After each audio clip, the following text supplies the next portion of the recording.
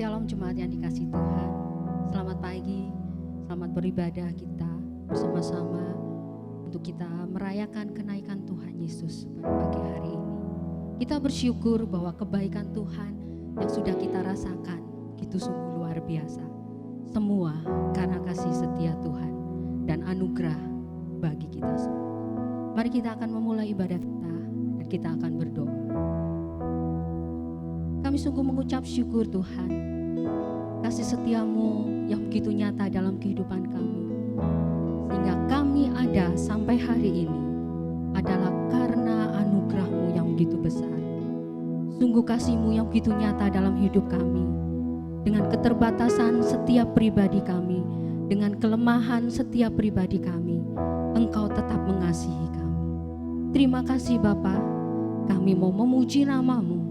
Kami mau mengagungkan nama-Mu, kami mau bersorak-sorai bagi nama-Mu, karena Engkau adalah Allah kami yang luar biasa. Terima kasih Tuhan Yesus, kami akan memulainya di dalam nama Tuhan Yesus, haleluya, amin. Mari kita bersama-sama bersorak-sorai bagi namanya, adalah Allah yang mulia, Allah yang perkasa, kemenangan sudah diberikan kepada kita, haleluya.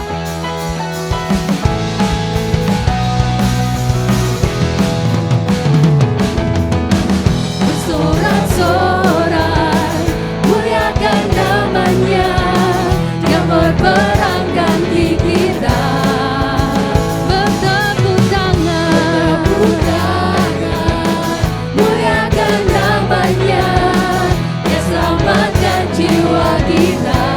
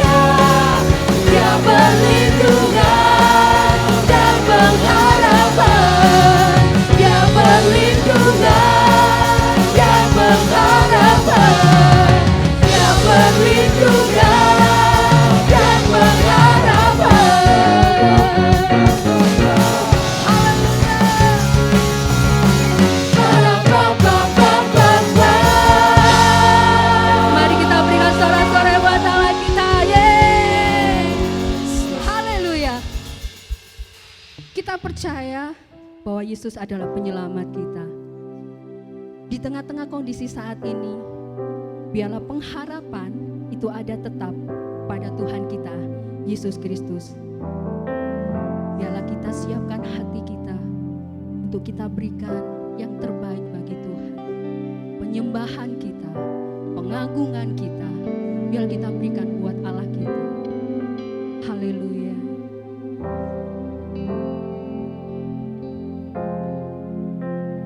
Walau ku harus berjalan dalam lembah kegelapan,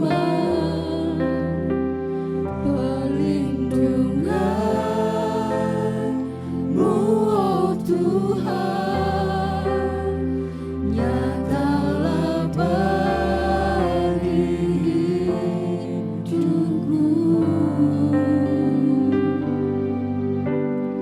Tiada pernah sedetik pun, tiada pernah Kau tinggalkan. Sungguh mulia Engkau Tuhan, dan sempurna, hanya Kaulah yang disembah. Yesus, Engkau juru selamatku, dalam janji-Mu kemenanganku. Selamanya kan ku nyatakan besar setia-Mu, Tuhan, hidupku. Haleluya. Biarlah ini menjadi doa kita bersama pagi hari ini.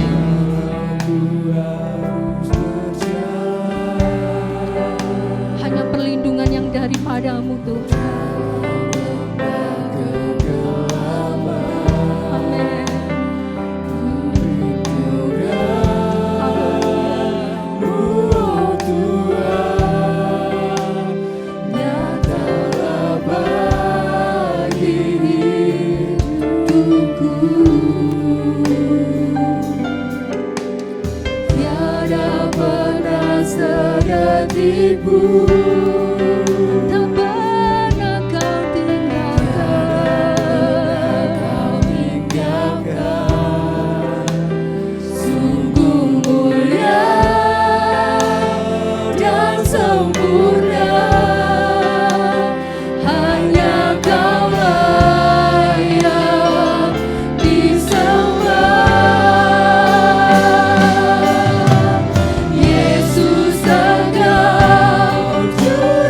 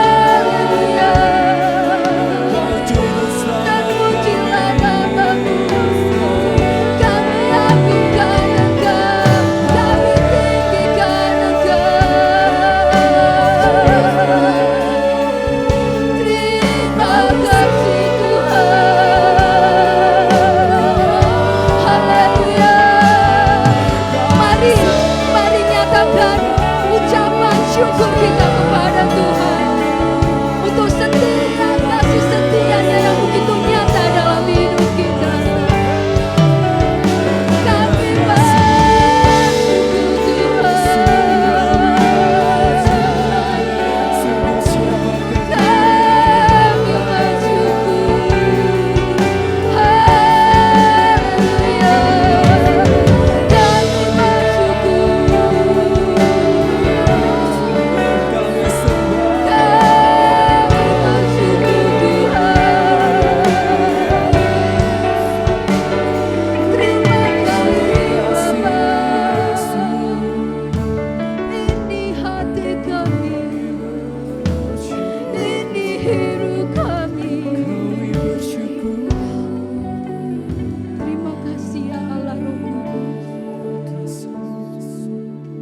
Kami rindu Roh-Mu memenuhi setiap kami. Kami rindu Roh Kudus-Mu memulihkan setiap kami. Di saat kami mengalami keraguan, di saat kami mengalami ketakutan, tetapi kami mempunyai Allah Roh Kudus yang tidak pernah meninggalkan kami. Jamah kami Tuhan, jamah setiap hati kami saat ini. Kami memerlukan Engkau ya Allah. Haleluya. Ku buka hati untuk jamahan-Mu, berserah penuh di hadirat-Mu. Kau ambil alih seluruh hidupku di altar-Mu, menyembah-Mu. Ku buka hati untuk jamaah. Mari jemaat, kita buka hati kita saat ini untuk jamaah Tuhan saat ini. Berserah penuh dalam hadirat-Nya. Dia yang akan memenuhi setiap hati kita saat ini.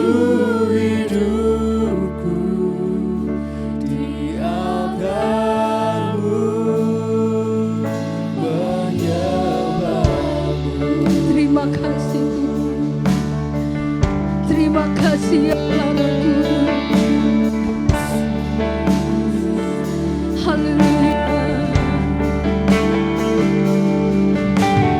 Roh-Mu yang hidup penuhiku, mengalir dalamku.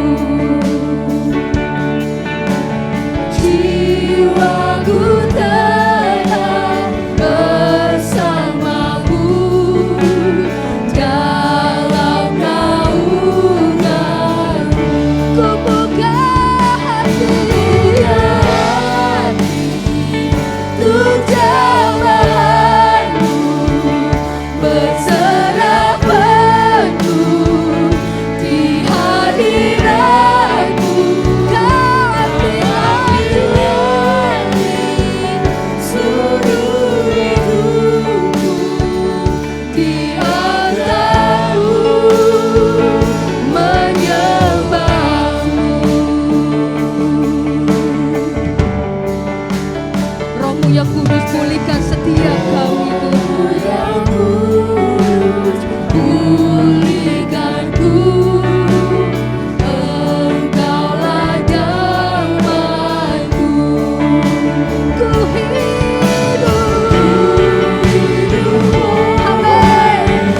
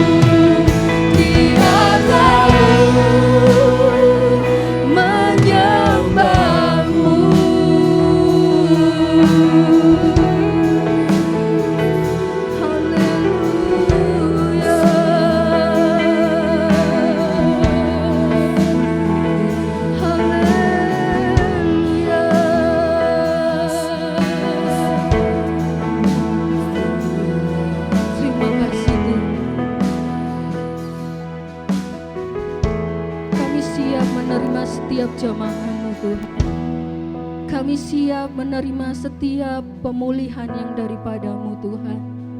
Kami siap menerima kasih-Mu yang lebih lagi dari Engkau Tuhan. Ini hati kami, ini hidup kami yang siap untuk menerima kebenaran firman-Mu Tuhan. Terima kasih Bapa. Melalui arah Roh Kudus, Engkau yang bekerja lebih dalam lagi. Terima kasih Bapa. Terima kasih Yesus. Haleluya. Amin. Shalom. Hari ini kita sama-sama sebagai umat Kristen kita merayakan hari kenaikan Tuhan Yesus ke surga. Jikalau kita mengerti seperti ini, 3 hal peristiwa bagaimana umat Kristen merayakan. Pada hari Natal kita merayakan kelahiran daripada Yesus Kristus. Pasca kita merayakan kematian dan kebangkitan Tuhan Yesus. Dan yang ketiga kita merayakan naiknya Yesus ke surga, duduk di sebelah Bapa. Hari ini kenaikan Yesus ke surga dirayakan dengan satu kemuliaan yang sangat besar. Kenapa saudara? Kemuliaan bukan hanya kemuliaan seperti pada waktu Yesus ada dalam bumi ini. Penampakan pada waktu dia menampakkan diri kepada Saulus. Dia satu penampakan yang luar biasa. Penampakan yang begitu melebihi terangnya daripada matahari. Begitu mulianya, begitu agungnya, begitu luar biasa terangnya. Sehingga dikatakan dalam Alkitab, begitu dia melebihi terang daripada matahari sendiri. Pada waktu Yesus menampakkan diri kepada Saulus. Pada waktu dia menampakkan diri kepada Yohanes di kitab Wahyu. Dikatakan dia bukan hanya seperti daripada matahari. Tetapi dia katakan seperti tembaga dan matanya seperti pedang yang bermata 2. Kisah Rasul. Kalau kita membaca dalam Kisah Rasul, mari kita membaca dalam Kisah Rasul pasal yang pertama. Kita baca mulai ayat yang pertama sampai ayat yang ke-11, cukup panjang. Tetapi mari kita supaya mengerti arti daripada kenaikan Tuhan Yesus ke surga, kita membaca dengan perlahan-lahan. Hai Theophilus, dalam bukuku yang pertama aku menulis tentang segala sesuatu yang dikerjakan dan diajarkan Yesus. Sampai pada hari ia terangkat, sebelum itu ia telah memberikan perintahnya oleh Roh Kudus kepada rasul-rasul yang dipilihnya. Kepada mereka ia menunjukkan dirinya setelah penderitaannya selesai. Dan dengan banyak tanda ia membuktikan bahwa ia hidup. Sebab selama 40 hari ia berulang-ulang menampakkan diri dan berbicara kepada mereka tentang kerajaan Allah. Pada suatu hari ketika ia makan bersama-sama dengan mereka, ia melarang mereka meninggalkan Yerusalem dan menyuruh mereka tinggal di situ, menantikan janji Bapa. Yang demikian katanya, telah kamu dengar daripadaku, sebab Yohanes membaptis dengan air, tetapi tidak lama kamu akan dibaptis dengan Roh Kudus. Maka bertanyalah mereka yang berkumpul di situ, Tuhan, maukah engkau pada masa ini memulihkan kerajaan Israel? Jawabnya, engkau tidak perlu mengetahui masa dan waktu yang ditentukan Bapa sendiri menurut kuasanya. Tetapi kamu akan menerima kuasa kalau Roh Kudus turun di atas kamu, dan kamu akan menjadi saksiku di Yerusalem dan di seluruh Yudea dan Samaria dan sampai ke ujung bumi. Sesudah ia mengatakan demikian, terangkatlah ia disaksikan oleh mereka, dan awan menutupnya dari pandangan mereka. Ketika mereka sedang menatap ke langit waktu ia naik itu, tiba-tiba berdirilah 2 orang yang berpakaian putih dekat mereka dan berkata kepada mereka, hai orang-orang Galilea, mengapa kamu berdiri melihat ke langit? Yesus ini yang terangkat di surga meninggalkan kamu akan datang kembali dengan cara yang sama seperti kamu melihat dia naik ke surga. Saudara, dengan jelas memberikan penjabaran firman ini kepada kita sekalian. Bagaimana detik-detik pertama Tuhan pada waktu dia terangkat ke surga. Dia memberikan pesan yang begitu sangat gamblang dan jelas kepada kita, supaya kita menantikan dia dan untuk dipenuhi dengan oleh kuasa Roh Kudus-Nya. Berulang-ulang dia selalu memberikan pernyataan ini kepada murid-muridnya, supaya muridnya dicelikkan matanya, mengerti keadaan yang sesungguhnya sesudah pelayanannya dia dalam bumi ini. Tetapi dalam ayat yang ke-6 dikatakan, maka bertanyalah mereka yang berkumpul di situ, Tuhan, maukah engkau pada masa ini memulihkan kerajaan bagi Israel? Jika kita melihat ayat ini, maka di situ ada satu pertanyaan yang diajukan kepada Tuhan dan berkata, Tuhan, maukah engkau memulihkan? Supaya perkataan itu mempunyai arti bahwa daya tangkap daripada murid-muridnya bukan dia berfokus kepada kerajaan Allah yang dibentangkan, yang dijabarkan Yesus dalam perumpamaan, dalam segala hal yang dia sudah dalam pelayanannya, tetapi dia mempunyai satu fokus pemikiran yang masih belum berbeda, bahwa dia menginginkan Yesus untuk menjadi raja dan memulihkan supaya orang-orang Israel terlepas daripada penjajahan orang-orang Romawi. Saudara, jikalau demikian Tuhan mengatakan di dalam Yohanes 18, kita membaca ayat yang ke-36 dikatakan demikian. Yohanes 18 ayat yang ke-36 berkata demikian. Jawab Yesus, kerajaanku bukan daripada dunia ini. Jika kerajaanku dari dunia ini, pasti hamba-hambaku telah melawan, supaya aku jangan diserahkan kepada orang-orang, kepada orang Yahudi. Akan tetapi kerajaanku bukan dari sini. Yesus sudah memberikan penjelasan. Pada waktu dia berhadapan dengan Pilatus, pada waktu Pilatus bertanya kepada Yesus dan berkata, siapa? Kerajaanku bukan dari sini.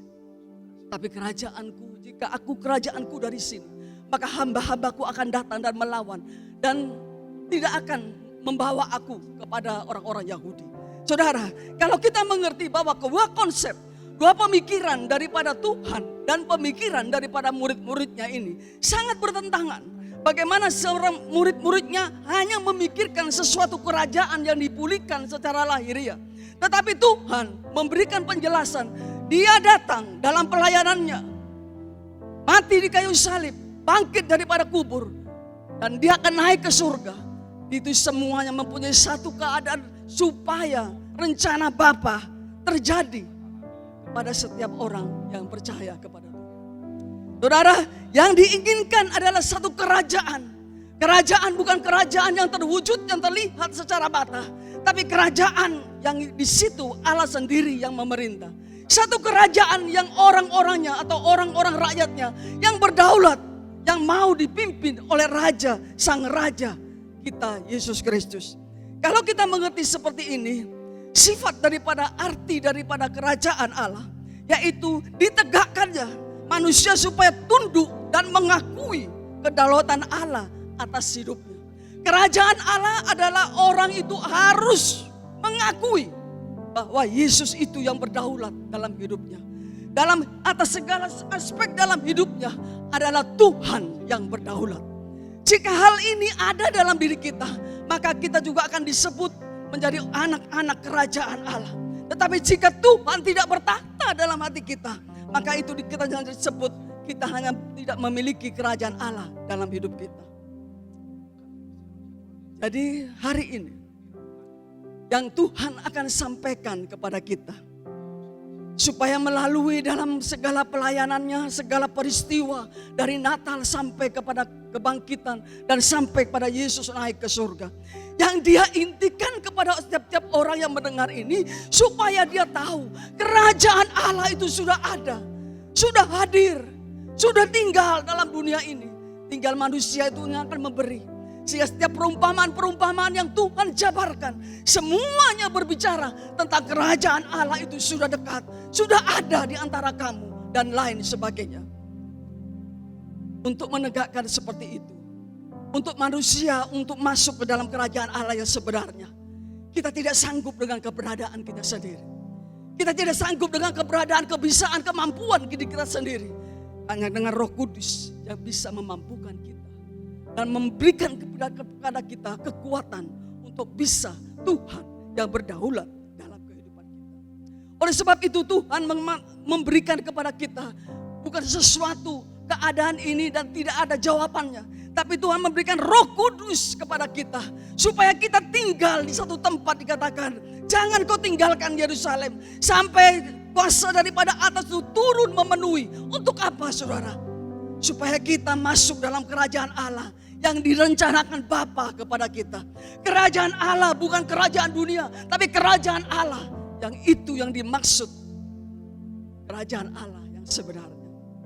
Roh Kudus akan memberikan kepada kita kesanggupan untuk kita sanggup untuk bisa dalam hidup ini melaksanakan semuanya yang diperintahkan Tuhan dalam kehidupan kita. Sepanjang pelayanan Tuhan Yesus di dunia, bahkan dia bangkit dari antara orang mati, dan dia juga 40 hari lamanya dia selalu menampakkan diri, memberikan pelayanan tentang kerajaan Allah. Selalu dia membentangkan tentang kerajaan Allah kepada tiap-tiap orang yang dia temui. Hari ini, hari kenaikan Tuhan Yesus ke surga. Saya akan memberikan untuk apa dia naik ke surga. Apa arti bagi kita? Apa dampak bagi kita, bagi orang yang percaya? Makna daripada kenaikan Tuhan ke surga. Kalau kematiannya, dia menunjukkan kasihnya kepada kita.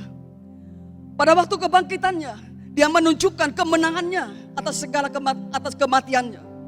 Pada waktu dia penampakannya, dia benar-benar bahwa dia tuh hidup. Bukan pahlawan yang mati. Bukan suatu sosok yang besar dan mati dan tidak hidup lagi. Tetapi pada waktu penampakannya, dia menyatakan kepada setiap orang bahwa aku betul hidup adanya. Pada kenaikannya, dia menyatakan dia berkuasa di surga dan yang di bumi. Untuk apa dia naik ke surga? Untuk menyatakan bahwa dia berkuasa di surga dan yang di bumi.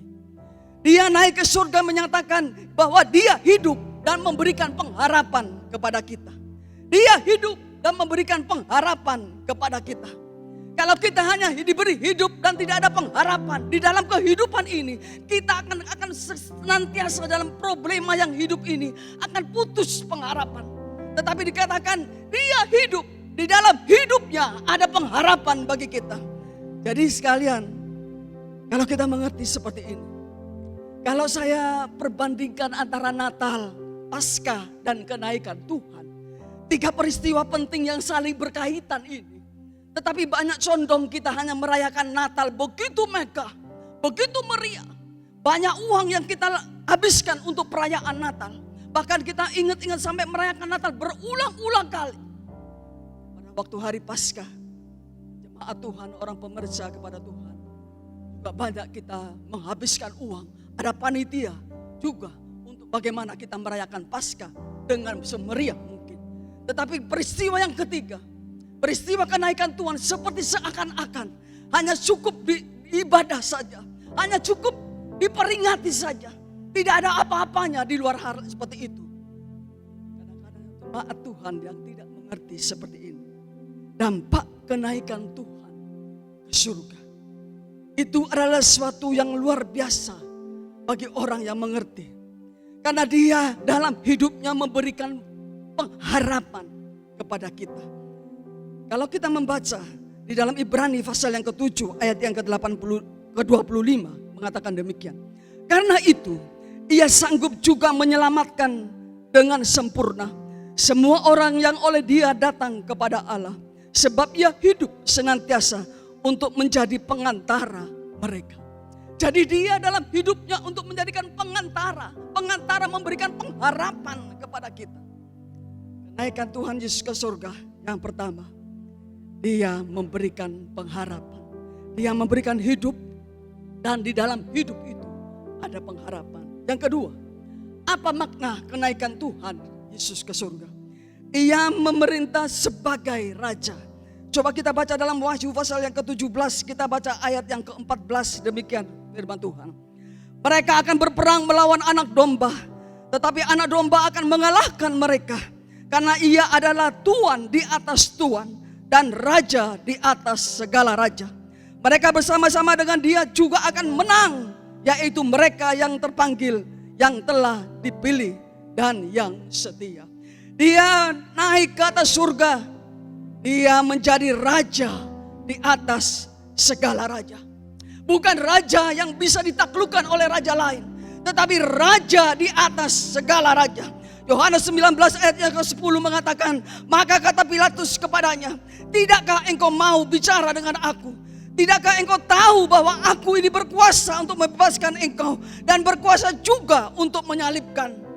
Jawab Yesus, engkau tidak mempunyai kuasa apapun terhadap aku, jikalau kuasa itu tidak diberikan kepadamu dari atas. Sebab itu dia yang menyerahkan aku kepadamu lebih besar. Kalau kita menghubungkan dari ayat Wahyu 17 dengan Yohanes 19 ini, manusia mengatakan jika dia kuat, dia punya kuasa, dia sanggup untuk berbuat apa saja. Tuhan mengatakan pada waktu dia berhadapan dengan Pilatus, mengatakan waktu Pilatus bertanya kepada Yesus, siapa engkau? Pada waktu orang-orang Yahudi menuduhkan satu tuduhan bahwa dia adalah anak Allah. Lalu Pilatus pada waktu dia mendengar hal itu, lalu dia bertanya kepada Yesus, siapa engkau? Lalu Tuhan tidak menjawab apa-apa. Dia bungkam 1000 bahasa. Tidak ada satu kata yang berkata aku anak Allah. Tidak berkata aku adalah diutus Bapa dari surga. Dia diam. Alkitab mengatakan dia diam, tidak menjawab. Lalu Pilatus berkata, tidakkah engkau tahu bahwa aku ini berkuasa untuk membebaskan engkau dan menyalibkan engkau? Tetapi Tuhan menjawab. Saat dia berkata Pilatus kepada Yesus bahwa dia mempunyai kuasa kepada atas manusia, lalu dia menjawab, engkau tidak mempunyai kuasa apapun jikalau kuasa itu tidak diberikan Allah dari surga kepadamu. Engkau tidak bisa berhak apapun jika kuasa itu tidak diberikan dari surga kepada manusia. Dari sini kita bisa mengambil satu kesimpulan bahwa Tuhan berkuasa atas segala seluruh muka bumi ini. Di atas kita, di atas negara Indonesia, di atas bumi ini, di atas semua ciptaannya, Dia berkuasa. Oleh sebab itu, kenaikan Tuhan Yesus ke surga mempunyai satu inti kepada kita bahwa Dia mempunyai kuasa di surga dan yang di bumi. Kalau kita mengerti seperti ini, kuasa di surga, kuasa di bumi ada di dalam tangan Tuhan. Dan kita percaya dianggap sebagai anak-anak Tuhan. Bukankah kita menjadi orang yang spesial di mata Tuhan? Mengapa kita takut, gentar, ragu-ragu, hidup banyak dengan keadaan putus asa, dengan keadaan corona yang pada hari ini belum selesai yang kita hadapi? Mengapa kita takut? Kalau Tuhan itu yang punya kuasa di surga dan di bumi itu, yang kita rayakan pada hari ini, ada dalam hati kita. Kekhawatiran itu tidak ada. Keraguan itu tidak ada dalam diri kita. Karena kita tahu Allah kita yang di dalam diri kita itu lebih berkuasa dari apapun yang dunia yang kita lihat secara jasmani. Oleh sebab itu kenaikan Tuhan ke surga sangat spesial, sangat berguna bagi orang percaya kepadanya. Dan seterusnya, ia sebagai imam besar yang memberikan perantara bagi umatnya. Coba kita baca dalam Ibrani pasal yang ke-8. Kita baca ayat yang pertama. Inti daripada segala yang kita bicarakan itu ialah kita mempunyai imam besar yang demikian, yang duduk di sebelah kanan tahta yang maha besar di surga. Kita mempunyai imam besar. Tuhan pelayanannya adalah pelayanan yang sempurna. Dia tidak tinggalkan kita sendirian. Pada waktu dia naik ke surga, dia mengatakan dia menjadi imam besar kita. Dan dia duduk di tahta di sebelah kanan Allah Bapa. Apa gunanya? Kalau kita perbandingkan dengan perjanjian lama, saudara. Dalam kitab Ibrani banyak sekali kontradiksi kontrak antara Yesus dan imam besar yang melayani dalam perjanjian lama atau kemah suci ya. Ada bait suci, ada ruangan suci dan ruangan maha suci. Ruangan suci ini hanya imam-imam. Dan imam ini setiap hari untuk menyalakan lilin supaya bukan lilin ya, nyala supaya ada penerangan di sana. Jadi setiap pagi dan petang supaya tidak ada sesuatu yang kegelapan di ruangan suci itu. Lalu pagi dan petang juga roti itu disusun 6 dan 6 harus diganti setiap hari. Harus ada wangi-wangian juga di sana. Imam ini melayani pagi dan petang. Tapi imam besar agung hanya satu kali. Imam besar hanya masuk ke ruangan maha suci sekali dan setahun pada waktu penebusan dosa umat. Saudara, kalau kita mengerti seperti ini, satu perlawanan. Yesus menjadikan perantara imam besar kepada kita. Jadi pada waktu orang, tidak sembarang orang boleh masuk ke ruangan maha suci. Tidak sembarang orang boleh masuk ke ruangan suci. Hanya para imam yang ditentukan oleh Allah. Dan keturunan yang dispesialkan oleh Allah. Itu yang boleh masuk. Dan lain orang, jemaat tidak boleh masuk. Tetapi syukur kepada Tuhan. Melalui kenaikan dia ke surga. Dia menjadi imam kepada kita. Dan kita ada perantara yang langsung. Dia berdoa untuk kita. Dia bersyafaat untuk kita. Dia berada di sana. Bukan hanya berleha-leha. Tetapi dia ada untuk keperluan kita. Kenaikan Yesus ke surga berdampak sangat luar biasa. Sehingga kita bisa datang kepada Bapa. Ya Bapa, ya Bapa. Saudara, dulu tidak semua orang bisa mengalami seperti ini. Tetapi karena Yesus naik ke surga. Memberikan kepada kita satu jalan. Satu pengertian. Bahwa dia menjadi imam besar agung yang berdoa bagi kita. Tuhan Yesus bukan hanya seperti itu lagi. Tapi dalam Kisah Rasul tadi mengatakan, Tuhan Yesus akan kembali. Dampak kenaikan Tuhan. Dia akan kembali dan menjemput kita. Dan menghakimi semua orang. Jadi kenaikan Tuhan itu sebetulnya itu banyak sekali manfaat yang kita terima. Tetapi jemaat Tuhan banyak tidak mengerti seperti ini. Jadi ketidakpengertian ini sampai kita merayakan hanya ya asal aja. Atau asal hanya memperingati saja. Tidak terlalu dispesialkan. Tapi kalau kita mengerti seperti ini, maka kita akan begitu luar biasanya berterima kasih kepada Tuhan. Karena kebaikan Tuhan bukan hanya terbatas kepada waktu Natal. Waktu dia Paskah. Tapi dalam kenaikannya juga dia memberikan satu keadaan yang bagaimana kita dispesialkan oleh Tuhan. Lalu yang kedua, saudara, Tuhan mengatakan di dalam Kisah Rasul tadi mengatakan suruh kita tunggu sampai Roh Kudus itu memenuhi, datang. Saudara, jadi untuk apa Roh Kudus itu? Mengapa kita harus menunggu? Banyak orang mengartikan secara Roh Kudus itu seperti orang yang berbahasa asing saja. Jangan dipersempit. Kepenuhan Roh Kudus bukan hanya orang rebah. Kepenuhan Roh Kudus bukan hanya berbahasa lidah. Kepenuhan Roh Kudus bukan hanya orang bisa sesuatu yang berbeda dalam doa. Tetapi kepenuhan Roh Kudus bagaimana mempunyai dampak yang paling utama, yaitu bagaimana kita bisa ada penghubung kita yang terbatas ini. Jadi apa manfaat, apa faedah, apa guna Roh Kudus diturunkan? Tuhan mengatakan tunggu. Apa gunanya Tuhan mengatakan tunggu? Para muridnya suruh tunggu sampai Roh yang dijanjikan itu turun. Mengapa dia mengatakan demikian? Saudara, karena Roh Kudus ini adalah sebagai penghubung. Agama-agama banyak, bagaimana caranya? Bagaimana dengan ritual, bagaimana? Supaya kita manusia yang terbatas ini bisa berhubungan dengan oknum yang tak terbatas itu. Seperti air dan minyak. Bagaimana bisa menyatu air dan minyak? Tidak bisa. Tetapi syukur kepada Tuhan. Roh Kudus ini adalah satu jembatan penghubung. Bagaimana manusia bisa berhubungan. Bisa bersama. Berdoa kepada Bapa. Ini Roh Kudus adalah penghubung. Dari kegunaan yang pertama, bagaimana kita meresponi. Tuhan mengatakan tunggu sampai Roh Kudus itu turun. Dan Roh Kudus itu akan memberikan penyataan-penyataan besar kepada kita. Karena Roh Kudus itu adalah penghubung kita. Dia adalah jembatan kita.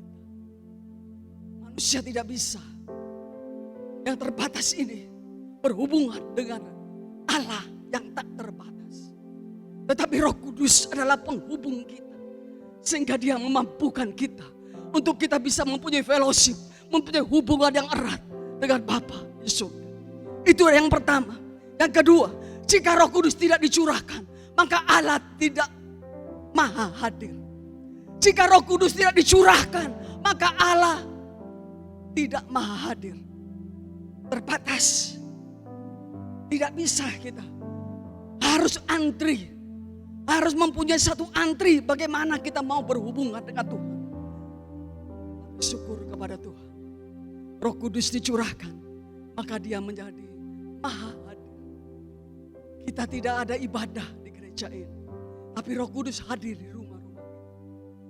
Dia tidak hadir di tempat ini, tapi Dia ada di tempat kantor kita. Dia ada di toko kita. Dia tempat ada di dapur kita. Dia hadir di mana-mana. Pada waktu kita berhubungan dengan Bapa di surga, Dia hadir karena Dia adalah penghubung kita untuk kita bisa sampai kepada Bapa di surga. Itulah makna Roh Kudus dicurahkan kepada kita. Hari ini, mari kita meresapi arti daripada kenaikan Tuhan ke surga. Kenaikan Tuhan ke surga jangan kita dianggap kelas 3 daripada kelas 1 perayaan Natal. Tetapi kenaikan Tuhan Yesus ke surga ini mempunyai satu kelas yang sejajar dengan Natal, sejajar dengan Paskah. Bagaimana ini ada kelanjutan. Natal bisa dilihat dari Paskah. Paskah bisa dilihat daripada kenaikan Tuhan. Apa artinya Paskah jika tidak ada kenaikan Tuhan? Apa artinya Natal jika tidak ada Paskah? Dia hanya bayi yang tumbuh besar dan tumbuh besar dan tidak menghapus dosa manusia. Tapi ketika peristiwa ini selalu satu dengan satu saling berhubungan untuk kegunaan dalam kehidupan. Kalau kita membaca dalam kitab Injil Yohanes pasal yang ke-13, 14, 15 dan 16, itu adalah 4 pasal. 4 pasal itu bercerita tentang saat-saat terakhir Tuhan bersama-sama dengan murid. Pasal 4 pasal ini, kitab Injil ini ditulis di tempat yang sama. Bagaimana Dia memberikan penjelasan kepada murid-muridnya. Roh Kudus itu akan dicurahkan kepada kamu untuk memberikan sesuatu dampak kepada kamu. Yohanes 14 ayat 25-26 dikatakan demikian. Semuanya itu kukatakan kepadamu selagi aku bersama-sama dengan kamu. Tetapi penghiburnya itu Roh Kudus yang akan diutus oleh Bapa dalam namaku. Dialah yang akan mengajar segala sesuatu kepadamu dan akan mengingatkan kamu akan semua yang telah kukatakan. Jadi dampak atau faedah Roh Kudus dicurahkan yaitu mengajar segala sesuatu kepadamu. Segala sesuatu tentang kerajaan Allah ini. Kesempurnaan kerajaan Allah ini dalam diri kita. Dia mengajar dan mengingatkan segala sesuatu. Segala sesuatu yang kamu yang telah dikatakan kepada Yesus katakan kepada kita. Itulah kita faedahnya kita membaca Alkitab. Kalau saya berkata kepada anak-anak dan berkata baca Alkitab, lalu anak-anak bosan baca Alkitab. Tetapi kalau kita saya tidak mengerti, bacaan ini tidak mengerti, baca saja. Kalau saudara tidak mengerti, baca saja. Kita tahu Roh Kudus yang akan mengingatkan. Satu kali pada waktunya, saatnya, mungkin kita terbentur dengan masalah. Roh Kudus akan mengingatkan cuplikan. Satu ayat yang pernah saudara baca itu akan keluar dan meneguhkan saudara. Karena Roh Kudus mengatakan, Dia akan mengingatkan kamu dari segala sesuatu yang pernah kukatakan kepadamu. Alkitab adalah perkataan Tuhan. Oleh sebab itu baca terus Alkitab. Dan Roh Kudus akan mengingatkan kepada kita. Saudara mungkin hari ini tidak mengerti. Tetapi satu hari saudara akan mengerti. Karena Roh Kudus akan mengajar saudara. Dia akan mengajar saudara. Ketidakpengertian, ketidakjelasan saudara akan diajar oleh Roh Kudus. Oleh sebab itu, adanya Roh Kudus. Hari ini memperingati hari kenaikan Tuhan. Biarlah menjadi dampak dalam kehidupan kita. Jangan kita menjadi orang Kristen yang tidak mengerti apa arti kenaikan Tuhan dalam kehidupan. Kenaikan Tuhan dalam kehidupan. Tapi dampak itu biarlah menjadi menyatu dalam kita. Supaya kita menjadi pribadi yang diubah. Sesuai dengan karakter. Bagaimana Tuhan inginkan dalam kehidupan kita. Biarlah firman Tuhan tidak akan saya perpanjang. Tapi marilah kita sama-sama berdoa. Mengucap syukur kepada Tuhan. Buat segala anugerah yang Tuhan berikan kepada kita sekalian. Bapa dalam kerajaan surga. Kemuliaan kebesaran hanya bagi Engkau di tempat maha tinggi. Kami berterima kasih dan bersyukur pada malam hari ini. Karena Engkau telah memberikan jabaran penjelasan kepada kami. Kenaikan-Mu ke surga memberikan satu dampak yang besar kepada kami. Engkau adalah imam agung kepada kami Tuhan. Engkau adalah sesuatu yang luar biasa kepada kami. Memberikan jaminan kepada kami. Kehidupan, pengharapan. Dan memberikan kepada kami Engkau akan satu kali datang ke dalam dunia ini untuk menjemput kami. Tuhan, kami berterima kasih. Di atas semuanya segala sesuatu yang Kau kerjakan dalam hidup kami. Terima kasih karena Roh Kudus yang Kau janjikan, yang Kau curahkan kepada kami. Kau penuhi kami semua dengan kuasa-Mu, Roh Kudus. Supaya Roh Kudus Kau akan memberikan tahu apa yang Kau hendaki dalam hidup kami. Supaya hidup kami hanya menyerah kepada Tuhan. Segala aspek dalam hidup kami ini hanya menyerahkan kepada Tuhan. Engkau yang berdaulat dalam hidup kami. Engkau yang memimpin kami. Engkau yang akan memberikan kepada kami sesuatu yang apa Bapa berikan kepada kami. Supaya kami selalu tinggal dalam kehendak-Mu ya Tuhan. Terima kasih Bapa. Meteraikan firman-Mu. Supaya kehidupan kami setiap hari diberkati oleh Tuhan. Tuhan akan lanjutkan firman-Mu dengan kuasa Roh Kudus. Kepada tiap-tiap hati yang mendengar pada malam hari ini. Supaya kami menjadikan pribadi yang diubah. Pribadi yang sesuai dengan kehendak-Mu. Pribadi yang menyenangkan hati Tuhan. Pribadi yang menyenangkan hati Bapa di surga. Kemuliaan, kebesaran hanya bagi Engkau di tempat maha tinggi. Terima kasih Bapa. Kami berdoa dalam nama Tuhan kami Yesus Kristus. Haleluya. Amin.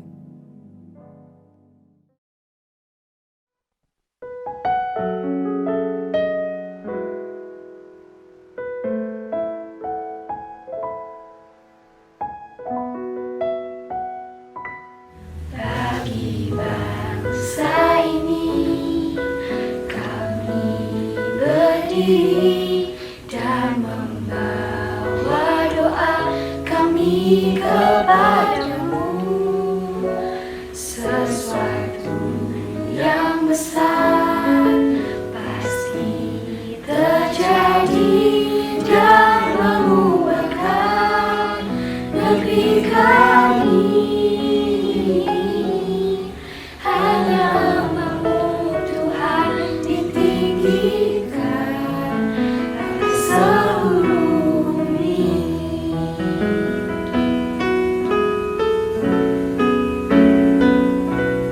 Bagi bangsa ini kami berdiri dan membawa doa kami kepadamu.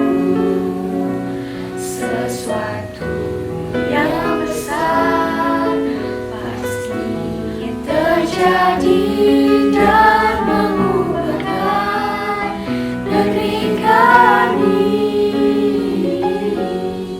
Hanya nama-Mu Tuhan ditinggikan.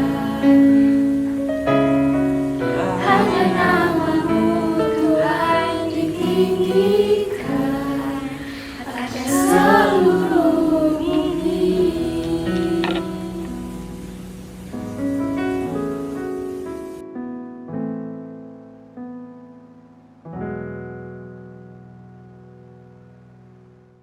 Ya, saudara yang kasih dalam Kristus, tiba saatnya kita akan berdoa syafaat. Oleh sebab itu, mari kita bangkit berdiri di hadapan Tuhan. Sebelum kita menaikkan doa syafaat, ada beberapa hal yang kita doakan di hadapan Tuhan. Yang pertama, kita berdoa buat pimpinan negara kita, Presiden, agar beliau bisa membuat satu keputusan yang bijak berkenaan mengenai pandemik yang kita hadapi. Terus kita berdoa buat pemerintah daerah, agar pemerintah ini satu visi dengan pimpinan pusat. Dan kita berdoa juga buat para medis yang bekerja siang malam untuk menangani orang-orang yang ada di dalam situasi atau mereka ada di dalam terkena virus corona ini. Dan terakhir kita berdoa buat perekonomian bangsa kita yang kita melihat kalau berjalan waktu terus berjalan maka makin hari makin akan terpuruk dalam situasi seperti ini. Dan ke depannya kalau situasi seperti ini terjadi maka akan terjadi banyak dampak-dampak negatif. Oleh sebab itu kita berdoa agar ekonomi kita bangkit lagi. Kita mohon kepada Tuhan agar membangkitkan kembali sektor-sektor perekonomian. Mari kita berdoa di hadapan Tuhan. Kami bersyukur ya Tuhan buat firman Tuhan yang Tuhan berikan bagi kami pada saat ini. Bagaimana kenaikan-Mu ke surga untuk membuka jalan bagi kami lebih lagi di hadapan Tuhan. Pertolongan Tuhan lebih lagi melalui kehadiran Roh-Mu. Bapa yang baik, di dalam ingat-ingatan akan janji Allah, itulah yang menguatkan kami. Doa-doa kami yang kami naikkan di hadapan Tuhan didasarkan oleh kekuatan dan kuasa daripada Roh Kudus. Pada saat pagi hari ini Tuhan, sejumlah hal kami bawa di hadapan Tuhan. Beban yang ada dalam hati kami untuk kebaikan akan kami naikkan di hadapan Tuhan. Tuhan, kami bawa di hadapan Tuhan pemimpin negara kami, Presiden Jokowi. Memimpin bangsa ini bukan perkara yang gampang dan mudah. Oleh sebab itu kiranya Tuhan Engkau berikan kepada beliau hikmat kebijaksanaan sehingga bisa menata, mengatur situasi yang sangat keruh ini menjadi keputusan-keputusan yang berdampak baik. Tuhan, tolonglah berikan hikmat-Mu bagi beliau sehingga beliau Tuhan di dalam otoritas yang Tuhan beri melakukan semuanya di dalam kebaikan dan kemajuan bangsa ini. Kami berdoa juga pada saat ini ya Tuhan, bahwa kepemimpinan kami bukan saja ada di pusat tetapi di daerah-daerah. Terkadang kami melihat ada kendala-kendala yang tidak bisa diteruskan. Ada kendala-kendala di mana instruksi pusat terpotong di daerah karena kepemimpinan daerah yang tidak sesuai dengan visi daripada pusat. Kami berdoa Tuhan untuk para pemimpin-pemimpin daerah.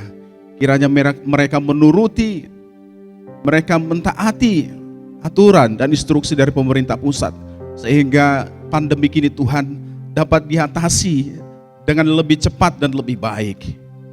Kami mohon kepada Tuhan, Engkau jamah hati mereka, Engkau ubahkan pikiran mereka ya Tuhan. Engkau buat hati mereka tunduk dan taat kepada pimpinan mereka. Kami bawa juga di hadapan Tuhan pahlawan-pahlawan yang selama ini kami melihat tanpa memandang Tuhan pengorbanan seberapa yang mereka berikan untuk Tuhan mengatasi orang-orang yang ada di dalam sakit pandemi ini ya Tuhan, virus ini ya Bapa. Mereka terkadang tidak melihat keluarga mereka lagi, tidak melihat diri mereka lagi. Mereka berperang untuk mengatasi Tuhan pandemi ini.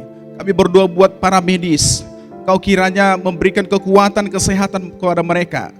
Dan ada juga di antara mereka yang terinfeksi virus corona ini ya Tuhan. Tuhan, Engkau menjamah mereka, Engkau menyembuhkan mereka ya Tuhan.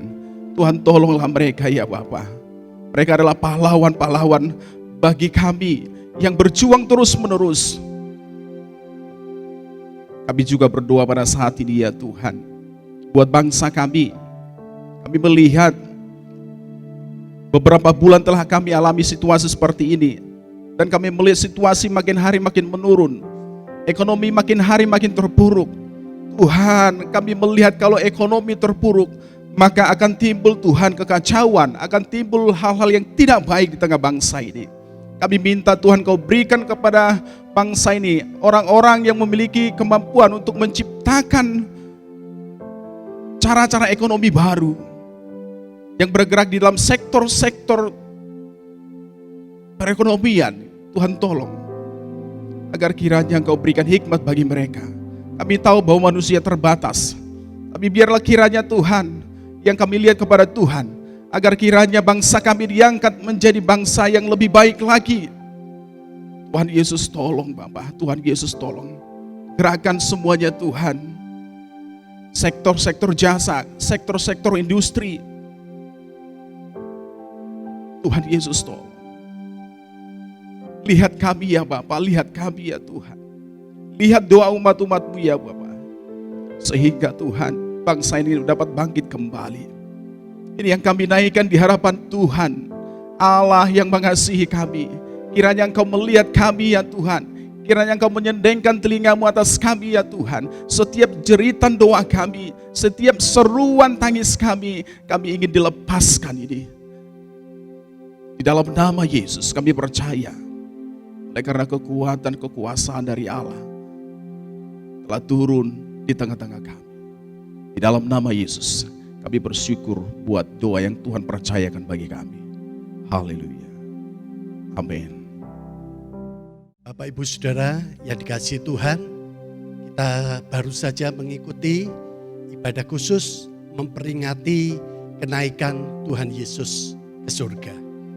Memang saat ini kita masih tidak dapat beribadah bersama-sama, tapi saya percaya kasih dan anugerah Tuhan tetap melimpah atas kehidupan kita semua. Kita bersyukur kita memiliki Tuhan yang merupakan gembala yang baik bagi kita semuanya. Tuhan yang selalu ada di dalam setiap musim-musim kehidupan kita. Bahkan di dalam situasi yang sulit, bahkan di dalam situasi saat pandemi saat ini. Kita percaya kehadiran Tuhan nyata di dalam kehidupan kita semuanya. Dan tetap kita berharap dan mengandalkan Tuhan di dalam kehidupan kita untuk kita boleh hidup sesuai dengan kehendak Tuhan. Saat ini Bapak Ibu Saudara dimanapun sedang berada, saya akan menaikkan doa berkat untuk Bapak Ibu Saudara. Bapa di dalam sorga, kami bersyukur saat ini kami boleh memperingati yaitu peristiwa yang luar biasa. Ketika Tuhan Yesus naik ke surga, kami percaya makna dan peran kenaikan Tuhan Yesus ke surga memberikan kepada kami jaminan bahwa Engkau yang berkuasa. Engkau tidak pernah meninggalkan kami. Dan Tuhan sendiri akan mengirimkan penolong bagi kami semua. Penolong yaitu Roh Kudus yang akan memampukan kami, akan menuntun kami dan memperbarui akan kami. Untuk itu Tuhan, kami mau Tuhan membuka hati kami. Kami mau memperbarui kehidupan kami untuk kami boleh kembali, kami boleh diisi, kami boleh diberkati oleh kehadiran Roh Kudus dalam kehidupan kami semuanya. Tuhan menolong kami, Tuhan memampukan kami untuk kami boleh senantiasa menantikan pencurahan Roh Kudus di dalam kehidupan kami masing-masing Tuhan. Terima kasih Bapa di dalam sorga, kami percaya akan janji daripada Engkau atas setiap kami semuanya. Bapak Ibu Saudara, mari saat ini angkatlah kedua tanganmu, terimalah berkat daripada Allah Bapa yang akan memberkati kesehatan, yang akan memberkati keluargamu, memberkati juga usaha, pekerjaan dan keuangan kita semuanya. Terimalah kasih karunia daripada Tuhan Yesus Kristus serta pertolongan, persekutuan, dan pimpinan daripada Roh Kudus menyertai kita sekalian saat ini sampai selama-lamanya. Terima kasih Bapa dalam sorga, kami alaskan doa kami ini hanya di dalam nama Tuhan Yesus Kristus yang mengasihi kita. Haleluya. Amin. Tuhan Yesus memberkati kita semua.